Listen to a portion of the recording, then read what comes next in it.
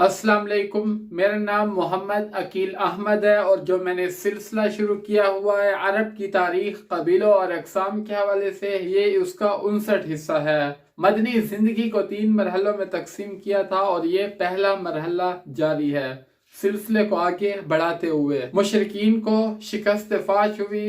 मुसलमान जो है उन पर हावी थे। हालांकि मुशरिकीन की तादाद ज्यादा थी और मुसलमान जो थे वो 700 थे। ऐसे लग रहा था कि मुसलमान गोया के 30,000 हों और वो मुसलमानों के ताबड़तोड़ हमलों से बच रहे थे और उनको इन हमलों ने बेबस किया हुआ था और उनकी सारी सफ़ें जो थी वो बिखर चुकी थी और वो भागने के करीब थे। यहाँ तक कि सवाब के हाथ से जो झंडा गिरा था, अभी तक उस झंडे को किसी ने नहीं उठाया कि जंग के सिलसिले को जारी रखा जा सके। वो झंडा वहीं गिरा पड़ा रहा और मुशरिकीन ने मैदान जंग में दाखिल होने से पहले जो अज़म किए थे उनको भूल चुके थे और वो भाग गए मैदान जंग से। इब्न इसाक फरमाते हैं कि मुसलमानों की अल्लाह ताला ने मदद की और अल्लाह ताला ने अपना मदद का वादा पूरा किया और मुशरिकीन मैदान जंग से ऐसे भागे कि जहां पे उन्होंने कैंप लगाए हुए थे उनसे भी आगे भाग गए। हजरत अब्दुल्ला बिन जुबैर रज़ी अल्लाह ताला अन्हो का बयान है कि वो फरमाते हैं उनके वालिद ने उनको बतलाया कि ओहद के दिन औरतें जो थी हिंद बिन्त उतबा, ये अपनी साथी औरतों के साथ कपड़े ऊपर करके भाग रही थी जिससे उनकी पिंडलियां नजर आ रही थी और मैं देख रहा था कि उनके पीछे कोई ऐसी चीज नहीं थी जो उनको गिरफ्तार करे, लेकिन फिर भी वो भाग रहे थे। इसी तरह हजरत बरा बिन आजिब रजी अल्लाह ताला अन्हो फरमाते हैं कि हमने औरतों को देखा जिन्होंने कपड़े उठाए हुए थे और भाग रही थी और उनकी बाजेब नजर आ रही थी और मुसलमान जो है उन पर ताबक तोड़ हमले कर रहे थे। मुशरिकीन आगे भाग रहे थे और मुसलमान जो हैं ये माल गनीमत उठाते हुए उन पर वार करते हुए और उनका ताक़ब करते हुए उनके पीछे चले जा रहे थे। और इसी तरह जंग जारी थी। मुसलमानों का मुख्तसर जो दस्ता था वो मुशरिकीन के बड़े दस्ते पे हावी था और फतह साबित कर रहा था और ये फतह बदर की फतह से किसी तरह कम न थी। लेकिन तीर अंदाजों की अक्सरियत ने एक खौफनाक गलती कर दी जिसकी वजह से जंग का पांसा पलट गया और इससे मुसलमानों को बहुत नुकसान हुआ। यहाँ तक कि खुद नबी करीम सल्लल्लाहु अलैहि वसल्लम शहादत से बाल बाल बचे और इससे मुसलमानों की वो साख और हैबत जाती रही जो जगह बदर के नतीजे में मुसलमानों को हासिल हुई थी। और जैसा कि पहले गुजर चुका है, नबी करीम सल्लल्लाहु अलैहि वसल्लम ने तीर अंदाजों को पहाड़ी पर भेजने से पहले उनको ये ताकीद फरमाई थी कि मैदान के अंदर कुछ भी हो जाए, हम जीत जाएं या हार जाएं,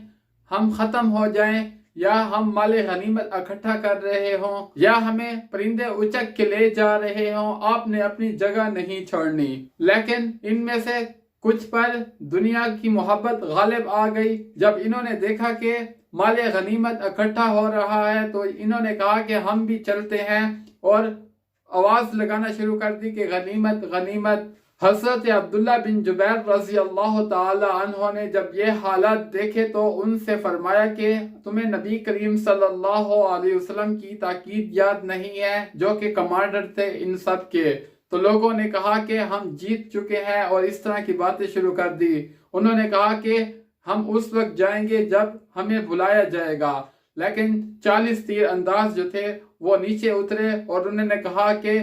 खुदा की कसम हम जरूर माल इकट्ठा करेंगे और वो चले गए और लश्कर में शामिल हो गए। और हजरत अब्दुल्ला बिन जुबैर और 9 साथी इनके ये खड़े रहे और डटे रहे और कहा कि जब तक हमें बुलाया ना जाएगा तब तक हम यहीं हैं, चाहे कुछ भी हो जाए। और उसके बाद खालिद बिन वलीद आ पहुंचा उस पहाड़ी के करीब। इससे पहले वो 3 बार हमले कर चुके थे लेकिन तीनों बार वो नाकाम हुए। अब उनको ये सुनहरा मौका मिला और वो जैसे ही आए और उन्होंने हजरत अब्दुल्ला बिन जुबैर और उसके साथियों को चंद ही लम्हों में शहीद कर दिया और उसके बाद वो पुष्ट की तरफ से मुसलमानों पर हमला किया और نعرہ لگایا، جس سے جو اور مشرکین تھے ان کو اس تبدیلی کا علم ہو گیا۔ اور بنو حارثہ کی ایک عورت عمرہ بنت علقمہ، اس نے بھاگ کر وہ جھنڈا اٹھایا اور لوگوں کو بلانا شروع کر دیا۔ جب لوگوں نے جھنڈا دیکھا تو وہ سارے جھنڈے کی طرف آئے اور اکٹھے ہو گئے،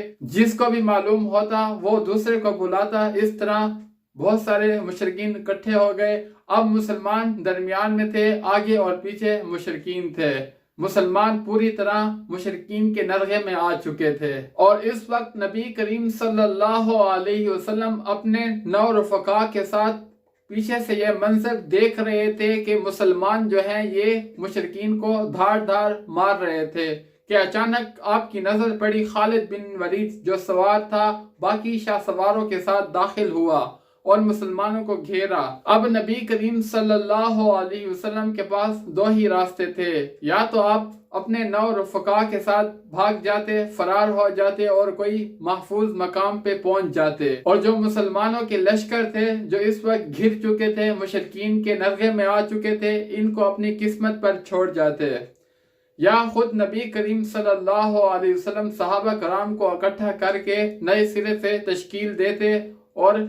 مل کے صحابہ کرام کے ساتھ جو گھیرے میں آ چکے ہیں ان کو نکالتے اور صحیح سلامت اپنے خیموں تک پہنچتے۔ تو نبی کریم صلی اللہ علیہ وسلم نے بھاگنے والے راستہ اختیار کرنے کے بجائے بہادری کا مظاہرہ کرتے ہوئے اور صحابہ کرام کی جان بچانے کا فیصلہ کیا، اپنی جان خطرے میں ڈال کر، اور اس کے بعد نبی کریم صلی اللہ علیہ وسلم نے پکارا، اے اللہ کے بندو ادھر۔ حالانکہ نبی کریم صلی اللہ علیہ وسلم جانتے تھے کہ مسلمانوں سے پہلے یہ آواز مشرکین تک جائے گی اور خطرہ تھا کہ وہ پہنچ جاتے، لیکن اس آواز کی وجہ سے مشرکین نے پہچان لیا کہ یہ ہے نبی کریم صلی اللہ علیہ وسلم۔ ایک دستہ شاہ سواروں کا وہ آپ کے پاس آیا اور آپ کو مسلمانوں سے پہلے گھیر لیا، کیونکہ ان کے پاس آواز پہلے پہنچی تھی، اور جو دوسرا شاہ سواروں کا لشکر تھا انہوں نے مسلمانوں کو گھیرا ہوا تھا۔ اب یہ 2 لشکر تھے، یعنی ایک نے مسلمانوں کو گھیرا ہوا تھا اور ایک لشکر جو ان کا دستہ تھا نبی کریم صلی اللہ علیہ وسلم کو گھیرا ہوا تھا۔ اور مسلمان جو ہیں یہ مشرکین کے نرغے میں آ چکے تھے۔ ان میں سے مسلمانوں کا ایک گروہ جو ہے وہ ہوش کھو بیٹھا، اب ان کو سمجھ نہیں آ رہی تھی کہ وہ کس طرف بھاگیں، تو کچھ مدینے کی طرف بھاگ گئے اور کچھ پہاڑی پر چڑھ گئے جان بچانے کے لیے، اور ایک جو گروہ تھا وہ پیچھے مڑا تو مشرکین کی صف میں گڈمڈ ہو گیا۔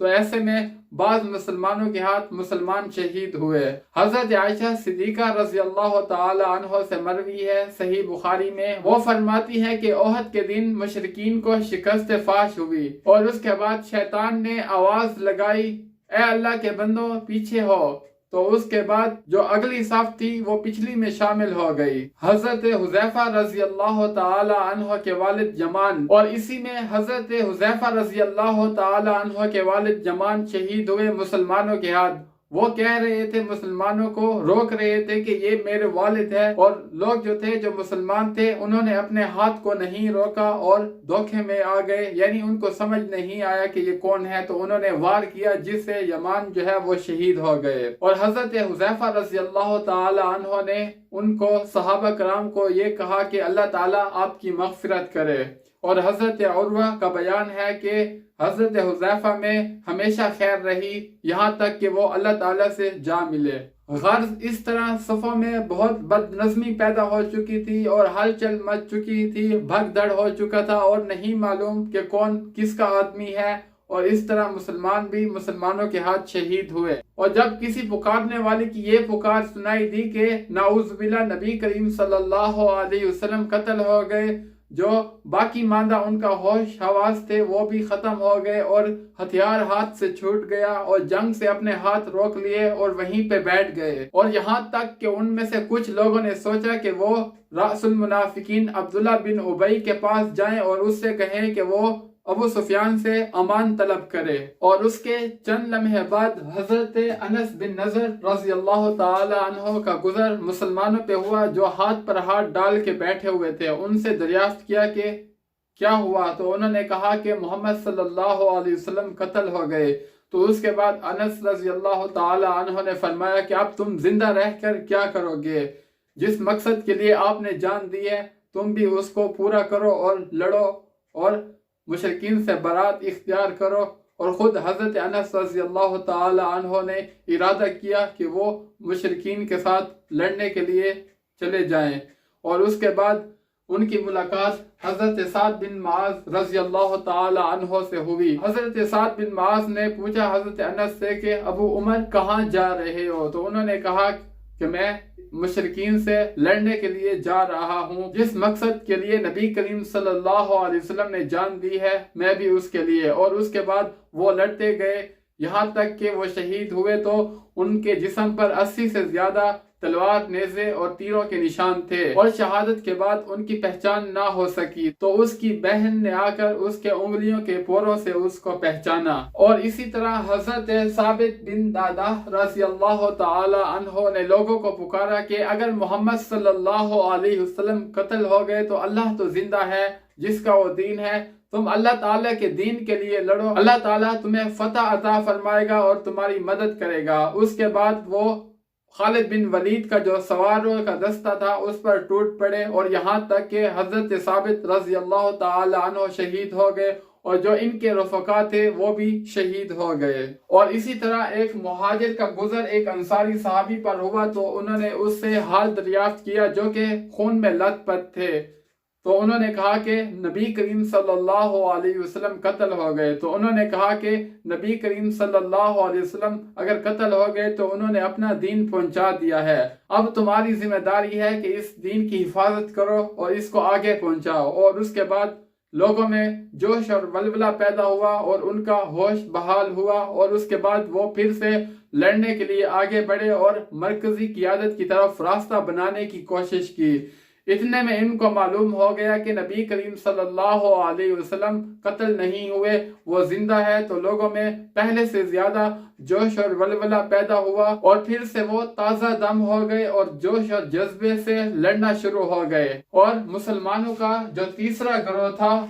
وہ نبی کریم صلی اللہ علیہ وسلم کی حفاظت کے لیے گیا۔ یہ گروہ مسلمانوں کی صف اول میں لڑ رہا تھا مشرکین کے ساتھ۔ جب ان کو معلوم ہوا کہ نبی کریم صلی اللہ علیہ وسلم کی جان کو خطرہ ہے، اور یہ لپک کر نبی کریم صلی اللہ علیہ وسلم کی طرف پلٹے، اور ان میں سر فہرست حضرت ابوبکر صدیق رضی اللہ تعالی عنہ، حضرت عمر، حضرت علی رضی اللہ تعالی عنہم، یہ تھے سر فہرست، اور یہ نبی کریم صلی اللہ علیہ وسلم کی حفاظت کے لیے فوراً بھاگے۔ اور ادھر مسلمان جو ہیں وہ مشرکین کے نرغے میں آ چکے، تو نبی کریم صلی اللہ علیہ وسلم نے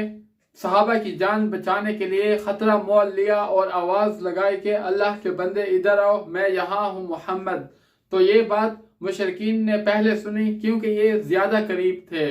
اور یہ دوڑتے ہوئے آئے اور نبی کریم صلی اللہ علیہ وسلم کو گھیر لیا، اور آپ کے ساتھ اس وقت 9 صحابی تھے، جن میں سے 7 انصاری تھے اور 2 قریشی تھے۔ جب وہ آپ کے قریب آئے تو صحابہ کرام کے ساتھ ان کی لڑائی شروع ہو گئی، اور ان میں سخت مارکہ آرائی ہوئی، اور آپ صلی اللہ علیہ وسلم نے تاکید کی کہ لڑو، اور جو شہید ہوگا اللہ تعالیٰ اس کو جنت میں میرا رفیق بنائے گا۔ انصاری صحابی یکے بعد دیگرے لڑتے گئے اور باری باری شہید ہوتے گئے۔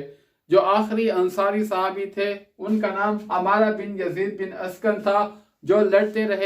رہے یہاں تک کہ زخموں سے چور ہو کر گر پڑے، اور اس کے بعد 2 قریشی مہاجر صحابی رہ گئے تھے۔ اور جب حضرت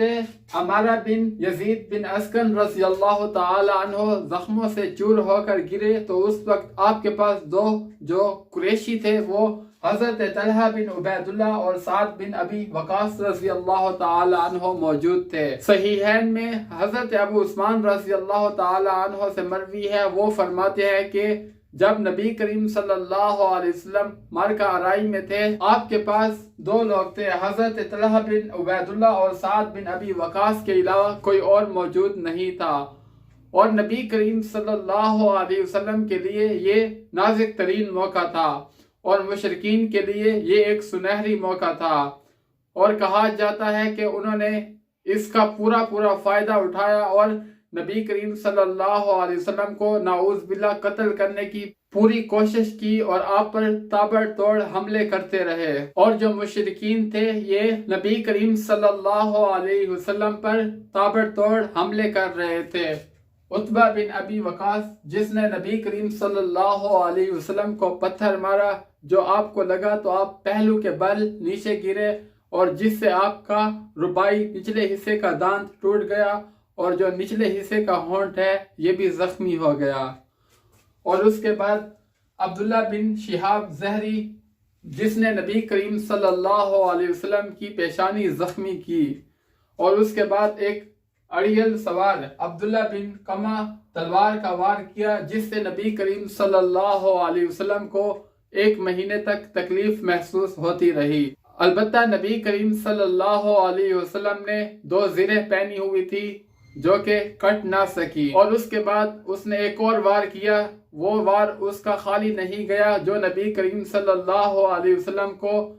ابری ہوئی ہڈی آنکھ کے نچلے حصے میں لگی، اور جو آپ نے خود پہنا ہوا تھا اس کی 2 کڑیاں جو ہیں وہ وہاں پہ چبھ گئیں، جس سے نبی کریم صلی اللہ علیہ وسلم کا خون بہنا شروع ہو گیا۔ اور اس وار کرنے کے ساتھ اس نے کہا کہ یہ لو میں توڑنے والے کا بیٹا ہوں، تو نبی کریم صلی اللہ علیہ وسلم نے چہرے مبارک سے خون صاف کرتے ہوئے فرمایا کہ اللہ تعالیٰ تمہیں توڑ ڈالے، اور یہ بات نبی کریم صلی اللہ علیہ وسلم کی اللہ تعالیٰ نے قبول کی، اور کہا جاتا ہے جنگ کے بعد یہ واپس مکہ پہنچا،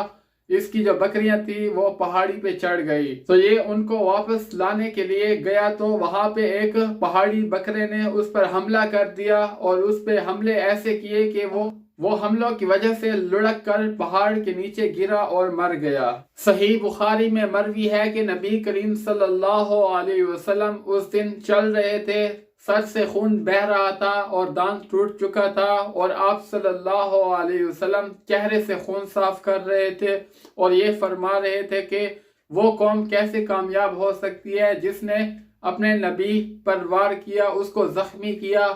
اس کا دانت توڑ دیا اور اس کا خون بہایا، اور حالانکہ میں ان کو اللہ تعالیٰ کی طرف دعوت دے رہا ہوں۔ اور اس پر اللہ تعالیٰ نے یہ آیت نازل فرمائی، لَيْسَ لَكَ مِنَ الْأَمْرِ شَيْءٌ أَوْ يَتُوبَ عَلَيْهِمْ أَوْ يُعَذِّبَهُمْ فَإِنَّهُمْ ظَالِمُونَ، کہ آپ کو کوئی اختیار نہیں ہے، اللہ تعالیٰ جسے چاہے توبہ کی توفیق دے اور جسے چاہے عذاب دے کہ وہ ظالم ہے۔ طبرانی میں یہ روایت ہے جس کا مفہوم ہے کہ نبی کریم صلی اللہ علیہ وسلم نے فرمایا کہ اللہ تعالیٰ ایسی قوم کو سخت عذاب دے جنہوں نے اپنے نبی کا خون بہایا اور اس کو تکلیف پہنچائی، اور پھر تھوڑی دیر رک کے فرمایا کہ اللہ تعالیٰ ان کو بخش دے کیونکہ یہ جانتے نہیں، اور اسی طرح بار بار فرماتے رہے۔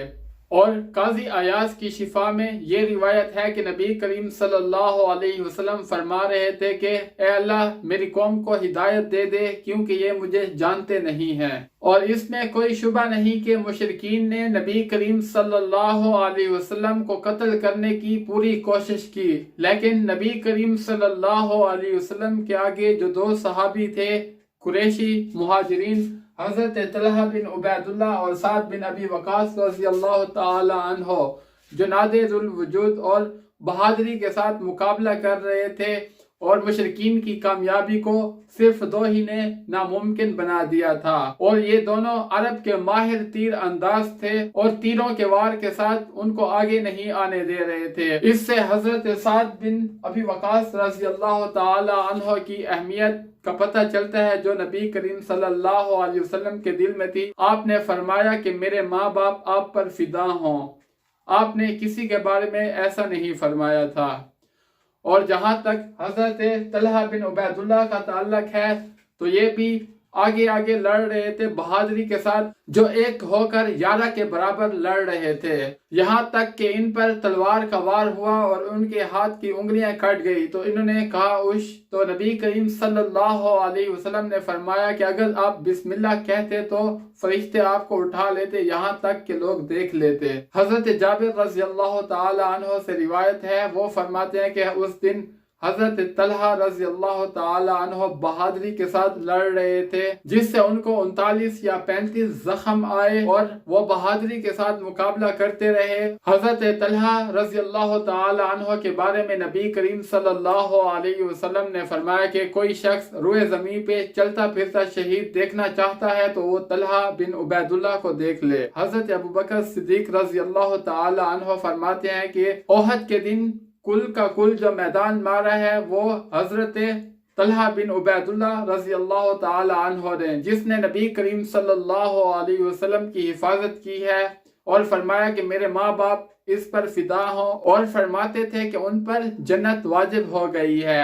اور انہوں نے اپنا ٹھکانہ حور عین کے پاس بنا لیا ہے۔ اور اس نازک ترین موقع پر اللہ تعالیٰ نے مسلمانوں کی مدد فرمائی۔ صحیحین میں حضرت سعد رضی اللہ تعالی عنہ سے روایت ہے، وہ فرماتے ہیں کہ اس دن اللہ تعالیٰ نے مدد کی، میں نے دیکھا کہ 2 سفید پوش آدمی لڑ رہے تھے اور وہ بہادری کے ساتھ مقابلہ کر رہے تھے، اور فرمایا کہ وہ 2 فرشتے تھے، یعنی حضرت جبرائیل اور حضرت میکائیل علیہ السلام، اور اس سے پہلے اور اس کے بعد میں نے ان کو کبھی نہیں دیکھا تھا۔ اور یہ جو کچھ بھی ہوا چند لمحوں کے اندر ہوا کہ کسی کو سمجھ نہ آ سکی۔ جو صف اول میں صحابہ کرام رضوان اللہ تعالی علیہم اجمعین لڑ رہے تھے، جب انہوں نے آواز سنی تو یہ پلٹے فوراً۔ جب یہ وہاں پہنچے تو 7ویں انصاری صحابی جو ہے وہ شہید ہو چکے تھے، اور حضرت طلحہ بن عبید اللہ اور سعد بن ابی وقاص جو ہے یہ لڑ رہے تھے اور مشرکین کے تابڑ توڑ حملوں کا جواب دے رہے تھے۔ جب یہ صف اول کے مجاہدین پہنچے تو انہوں نے نبی کریم صلی اللہ علیہ وسلم کے ارد گرد ہتھیار کے ساتھ باڑ بنا دی تاکہ آپ صلی اللہ علیہ وسلم کو نقصان نہ پہنچے، اور جو صف اول میں تھے اور جو نبی کریم صلی اللہ علیہ وسلم کے پاس پہنچے ان میں سب سے پہلے حضرت ابوبکر صدیق رضی اللہ تعالی عنہ تھے۔ حضرت ابوبکر صدیق رضی اللہ تعالی عنہ سب سے پہلے نبی کریم صلی اللہ علیہ وسلم کے پاس پہنچے۔ جب آپ کو خبر ملی کہیں آپ کو نقصان نہ پہنچے تو آپ کی جان بچانے کی غرض سے بھاگے۔ جب یہ وہاں پہنچے تو آپ کے آگے حضرت طلحہ رضی اللہ تعالی عنہ آپ کی جگہ لڑ رہے تھے اور مشرکین کے حملوں کو روک رہے تھے، تو دل ہی دل میں کہہ رہے تھے کہ طلحہ تم پر میرے ماں باپ فدا ہوں، بار بار یہی کہہ رہے تھے۔ اتنے میں نے دیکھا کہ ابو عبیدہ بن جراح رضی اللہ تعالی عنہ دوڑتے ہوئے آ رہے تھے۔ وہ ایسی حالت میں تھے جیسے کوئی چڑیا اڑتی ہوئی آتی ہے، اور جب پہنچے تو نبی کریم صلی اللہ علیہ وسلم کے پاس آئے۔ اس وقت آپ زخمی ہو چکے تھے اور آپ نے فرمایا طلحہ کے بارے میں کہ اس نے اپنے اوپر جنت واجب کر لی ہے، اس کو سنبھالو۔ اور اس سے پہلے حضرت ابوبکر صدیق رضی اللہ تعالی عنہ نے وہ جو خود کی کیلیں تھی جو آپ کے چہرے مبارک پہ دھنس چکی تھی تو ان کو نکالنا چاہا، تو حضرت ابو عبیدہ بن جراح نے کہا کہ خدا کا واسطہ مجھے یہ کرنے دو۔ تو پھر انہوں نے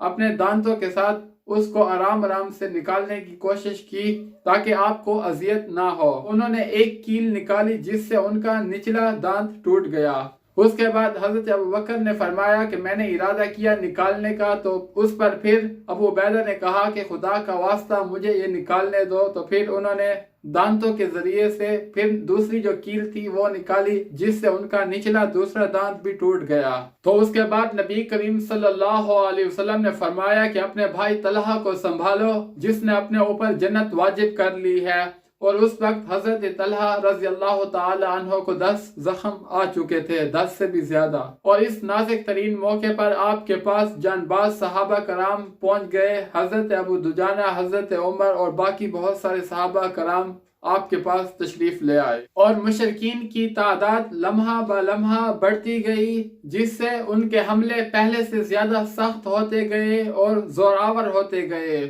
نبی کریم صلی اللہ علیہ وسلم ایک گڑھے میں جا گرے جو کہ ابو عامر فاسق نے اس شرارت کے لیے چند گڑھے کھودے تھے کہ اس میں مسلمان گریں کہ پھر ان پر حملہ کیا جائے۔ تو نبی کریم صلی اللہ علیہ وسلم جب گڑھے میں گرے تو جس سے آپ صلی اللہ علیہ وسلم کے پاؤں مبارک میں موچ آ گئی، تو حضرت علی رضی اللہ تعالی عنہ نے آپ کا ہاتھ تھاما اور باہر نکالا، اور دوسرے حضرت طلحہ بن عبید اللہ رضی اللہ تعالی عنہ جو خود زخموں سے چور تھے، آپ کو اپنی آغوش میں لیا اور آپ کو سیدھا کیا۔ نافع بن جبیر رضی اللہ تعالی عنہ فرماتے ہیں کہ احد کے دن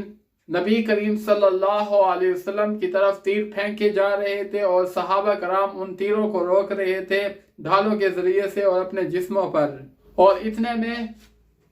عبداللہ بن شہاب زہری نے ارادہ کیا کہ وہ نبی کریم صلی اللہ علیہ وسلم کو قتل کرے گا اور تلاش کرنے لگا اور کہا کہ آج میں رہوں گا یا وہ رہے گا۔ اس طرح کہہ کر وہ تلاش کرنے کے لیے نکلا۔ آپ صلی اللہ علیہ وسلم اس کے قریب کھڑے تھے لیکن اس کو نظر نہیں آیا۔ اس بات پر صفوان نے اسے ملامت کیا